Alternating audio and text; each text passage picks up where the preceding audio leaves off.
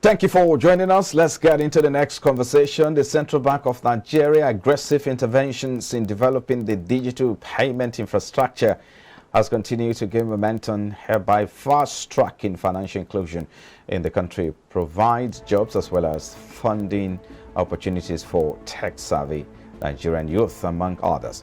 Realizing the role of digital technologies in shaping every aspect of human endeavor, particularly the country's payment landscape, and determined to make Nigeria a financial hub in Africa, as well as become a leading player in the global digital economy. The Apex Bank, October 2021, launched digital currency, also known as E-Naira platform, with the aim of boosting the country's projected gross domestic product by $29 billion in the next 10 years.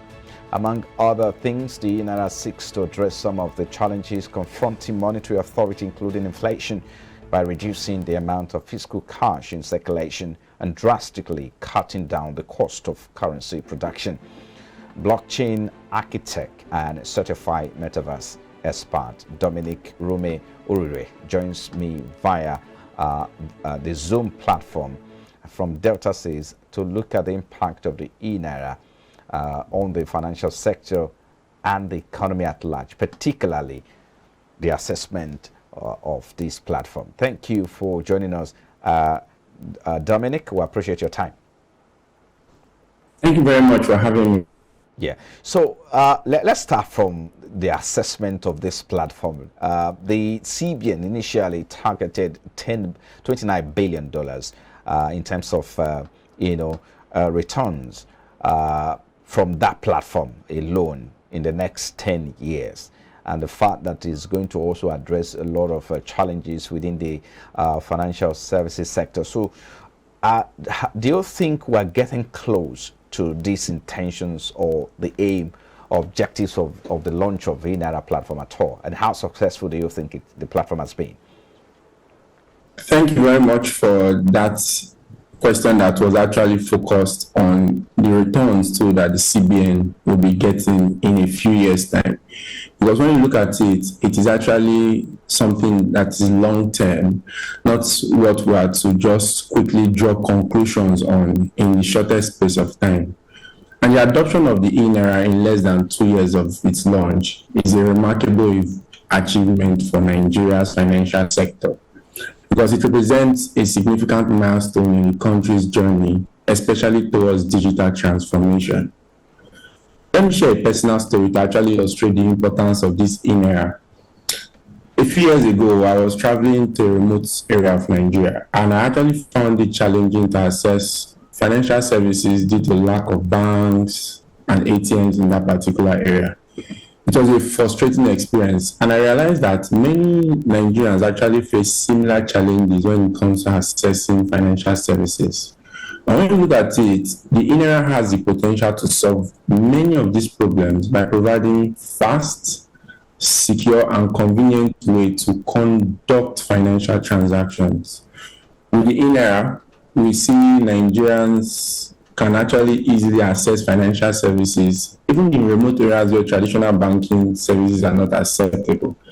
Moreover, when you look at the adoption of the E-Naira, it actually drives economic growth, development in Nigeria, and it actually makes these financial transactions to be faster, cheaper, and secure.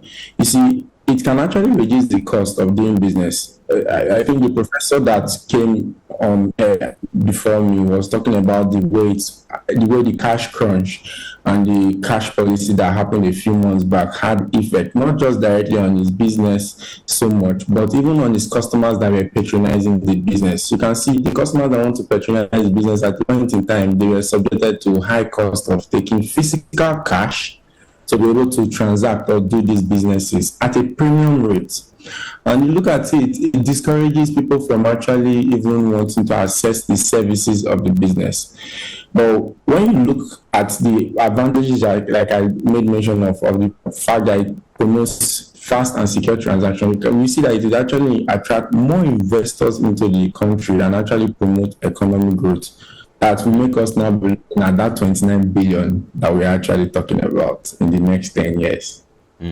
Although we've not seen, I mean, it's almost 2 years since the launch of the platform, but we've not seen the CBN, give us the amount transacted or the figure that has passed through this platform since it was launched. Perhaps we need to, ask the CBN to provide that platform so that we can be able to make proper assessment of how successful it is. I say this because it looks like the E-Naira is targeted at the big guys. You talk about foreign direct investment and all of that. Do you think we need to also talk about how to address inclusion, financial inclusion within the rural areas, the market women, and all of that? Because that's where the numbers are.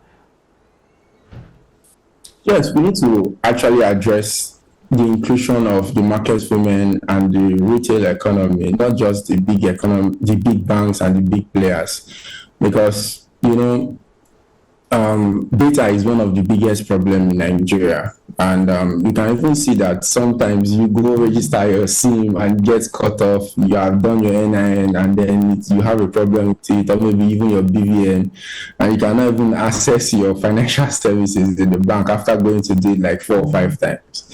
And why is that so? Is because of the inefficiency in being able to hold data and keep data extremely well in Nigeria. I wonder why these things are like that. However, when we look at the numbers not adding up in terms of them not being able to display correct data of the number of users that have actively used the E-Naira, the number of wallets, the fact that the volume that is also being transacted per day, it's just points out to you the reason why this type of digital transformation is necessary. The fact that the digital transformation that should also be able to curb something like inflation, because when you see the excess printing of this amount of money, I think during the COVID-19 time, we printed about 1 trillion, about 10 trillion or thereabouts in terms of Naira. And then that was actually redistributed to every single person. That excess supply of currency into the economy will cause inflation that will not just affect the big boys, but also affect the retail users of this particular currency in Nigeria. And you can see that things have actually gone bad because of this type of excess supply of currency into the market. So it is something that is extremely necessary to be able to see that their data is actually taken account of. Moreover, the adoption of the E-Naira in those sectors, right, would actually drive economic growth and development in Nigeria by making these financial transactions cheaper for those type of people. Okay. Talking about making transaction, cheaper. It looks like E-Naira has a lot of competitions out there today. You look at, 8 out of 10 Nigerians are using all the other, e-payment platforms. You have OPay, you have Kuda, you have PalmPay. 8 out of every Nigerian. Why don't we talk about how to adopt these as a major, payment platform for the rural or maybe the average Nigerians? Well, these two things are in different. These two things are very different. Like the disparity between saying you want to adopt the OPay platform and all of those other platforms like the Kuda, the digital banking platform, to the E-Naira platform, it is actually a very different topic. Because the E-Naira on its own it has its own app, the E-Naira Speedy Wallet. I think there are 2 apps, one for the consumers and one for the merchants. And when you are even registering there, you register as an individual or as a business. Now, mind you, the E-Naira is a drive to be able to have more like a CBDC, central bank digital currency. Right. And look at it, it is very much different from what we also have that is existing on these other platforms. So trying to adopt that with the E-Naira, it is not even government compliant in the sense that possibly OPay is not owned by the government, possibly Kuda is not owned by the government. How would the government be able to lay claim to it? Or how would the government be?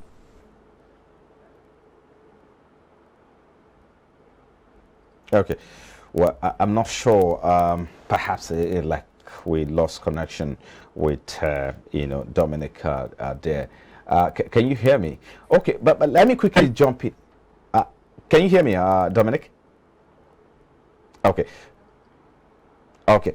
Okay, let me come in with this now. Part of the measures by the CBN is establishing this digital currency is to address issues around inflation and fiscal cash in circulation. So, in your own opinion, do you think that this policy has made any impact on the economy with regards to tackling rising inflation? Are you there, Dominic? Yes, I'm here. Can you kindly repeat the Yes, question I again? heard you. I said your point earlier noted. I mean, because these are two different platforms, but I just chip in that question. Perhaps the federal government will be able to reach more people by adopting or maybe, creating, bringing that part into integrating that part on the digital platform. But your point is noted now. So I was talking about part of the reason why the government came up with this or established these digital currencies to address the issue around inflation. But did you think that this policy have made any impact at all on the economy with regards to taming inflation? Yes, one of the major reasons for the success for all these other platforms that you have seen is the fact that they actually went out to be able to be on the high level attack side of education. Now, they launched their platforms, they deployed a lot of resources into marketing, to educating Nigerians, into educating the retail users of these particular currencies to see that they are able to actually onboard them into these platforms.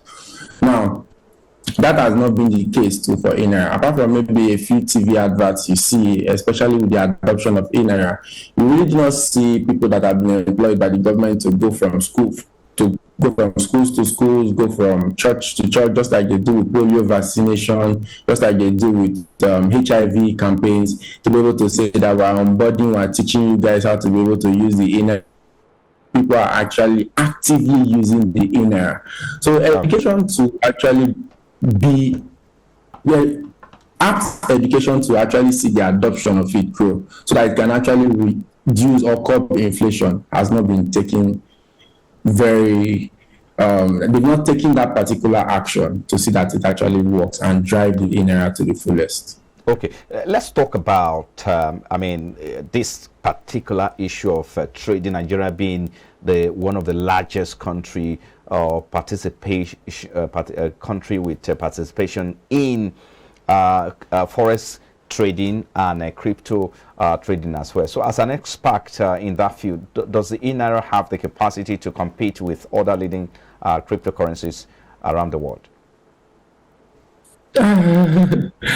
Okay, well, I believe that digital currencies like E-Naira and cryptocurrencies have the potential to disrupt the Nigerian financial sector in a positive way. Okay. And promote financial inclusion across the country. Digital currencies like E-Naira and cryptocurrencies actually offer several advantages over traditional financial systems, including lower transaction costs, fast times of processing, and increased transparency, especially even improved security. But these benefits can actually help reduce barriers to financial inclusion, particularly for individuals and small businesses that are currently underserved by traditional financial systems. The adoption of E-Naira, right, and other digital currencies can promote the innovation of the financial sector. However, it is important to note that the adoption of digital currencies, right, also possesses some risk and challenges, which include regulatory concerns, cybersecurity, and the potential for fraud and scam. To address this, it is not something that can actually replace the usage of cryptocurrencies, because like E-Naira and cryptocurrencies, right? Unlike just like E-Naira and cryptocurrencies, it has the potential to be able to disrupt. But they're on two different platforms, and it cannot be taken together to be able for comparison at all. Okay, let's wrap it up now. Do you see the digital currency like crypto, E-Naira disrupting the Nigerian financial sector as well as the promoting financial inclusion across the country? I say this because if you look at the amount of Nigerians participating in crypto trading, it's massive. One of the largest market in the world. Yes, it has the potential to be able to disrupt the financial sector and be able to cause high level of innovation and change. For one, we have already seen that inflation, just like the Feds in the US, they are trying to curb inflation. Last month, the data came in for the US and it was actually about 0.4% lesser than what came out in February. Okay. Now, the E-Naira being able to curb the monetary supply into the economy, we see that this type of inflation actually is reduced in Nigeria, where we have things that have gone up by almost 6x from where they are at before the COVID-19 pandemic struck. So the E-Naira cryptocurrencies will see that, okay, we're able to do cross-border transactions. Let's say for TV stations like you guys now, you have maybe people working remotely, you have people working cross-border. You might be able to now say, okay, I want to pay these guys with digital currencies. I want to be able to pay these guys with cryptocurrencies. That would reduce the cost. Let's say if you wanted to do that via a Western Union or a normal payment system, you might be paying 10% premium, 5% premium. But with these digital currencies, with this E-Naira, with these cryptocurrencies, you pay nothing. You pay like zero fees for some of them. The fees are very minimal. So the financial inclusion and the rate at which people are now able to use it, and the ease at which you are even able to adopt the technology to use. Like for me, I just went to App Store and downloaded the E-Naira platform. That's the E-Naira Speed Wallet, and I have access to it. For me to be able to gain access to normal fiat currencies, I have to maybe go through the process of documentation, NIN, BVN, age declaration, and so much other things. So you can see that there's speed to actually include more individuals and small businesses, especially in underserved traditional places like ours. Well, a good place to live here. Thank you so much for your time. We appreciate you so kindly. Dominic Rume Orire, blockchain architect and certified metaverse expert. Well, thank you so much for coming on board. All right, thank you very much for having me. Have a great day. All right, still to come after the break. Well, still to come after the break, Brent crude was up by 7 cents to $79.39 a barrel in early trade. We'll bring you details in a moment. Stay with us.